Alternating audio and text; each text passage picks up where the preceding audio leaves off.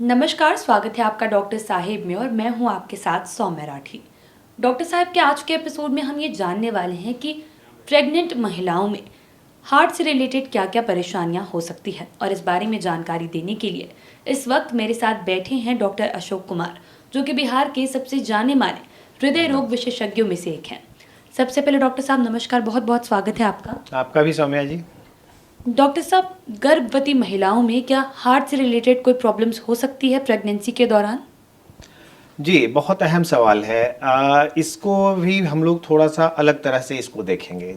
जैसे कि अभी तक जो हम लोग जानते हैं और समझते हैं कि प्रेगनेंसी एक फिजियोलॉजिकल प्रोसेस है जो कि सबके साथ होती है। लेकिन इसमें हार्ट की समस्या आती है, दो तरह की समस्या। एक तो कि प्री एग्जिस्टिंग पेशेंट्स को हार्ट डिजीज़ है और वो कंसीव कर गई। इसको भी दो तरह से हम लोगों ने डिवाइड किया हुआ है। एक की एक्वायर्ड हार्ट डिजीज़ और दूसरा कंजेनाइटल हार्ट डिजीज़। जैसे कि किसी को महिलाओं को हार्ट में सुराग है और वो कंसीव कर जाती है, तो फिजियोलॉजिकल लोड उसका बहुत बढ़ जाता है, जिसके चलते वो उसके साइन एंड सिम्टम्स आने लगते हैं, परेशानी महिलाओं की बढ़ने लगती है। दूसरा एक्वायर्ड, जिसमें कि अपने देश की बात करें तो सबसे कॉमन है रूमेटिक हार्ट डिजीज़, जिसमें कि माइट्रल स्टेनोसिस वगैरह हैं, जो कि डिकम्पनसेट कर जाता है। हो सकता है प्रेगनेंसी, शादी से पहले, प्रेगनेंसी के पहले महिलाएं एसिम्प्टोमेटिक हो, उन्हें पता भी नहीं हो कि ऐसी बीमारी उनके साथ चल रही है, लेकिन एक अलग जीवन को कैरी करने में बहुत सारा लोड बढ़ता है, जिससे कि ये सामने सिम्टम लक्षण लेके आ जाते हैं। तो इसमें कुछ बीमारी ऐसी है जिसको हम लोग कहते हैं कि अगर वैसी बीमारी हो तो उसमें प्रेगनेंसी अवॉइड करनी चाहिए। जैसे कि अगर सीवियर माइट्रल स्टेनोसिस हो या सीवियर पल्मोनरी हाइपरटेंशन हो या complex congenital cyanotic congenital heart disease हो या फिर सीवियर आर्टिक स्टेनोसिस हो, तो ये 3-4 चीज़ें हैं जो कि काफ़ी इनटॉलरेंट टू प्रेगनेंसी होता है। इसमें जच्चा बच्चा दोनों की जान जा सकती है। अब हम लोग आए अहम सवाल पे कि क्या प्रेगनेंसी के चलते कोई हार्ट की बीमारी हो सकती है? ऑफ कोर्स 3-4 चीज़ें हैं जो कि प्रेगनेंसी के साथ होती हैं और ये सब में नहीं होती है, इसलिए इतना डरने की कोई बात नहीं है। कुछ महिलाएं हैं जो कि कुछ सर्टेन टाइप के इथनिक ग्रुप हैं, पर्टिकुलरली ब्लैक्स में या रेशियली जो हैं, उसके बाद प्राइमी में और मल्टी पारा प्रेगनेंसी जिसमें 2-3 बच्चे हैं, उसमें एक बहुत अहम समस्या हम लोग देख रहे हैं जिसको बोलते हैं हम लोग पेरीपार्टम कार्डियोमायोपैथी। तो हमने इससे इसलिए शुरू किया कि ये सबसे सीरियस प्रॉब्लम है।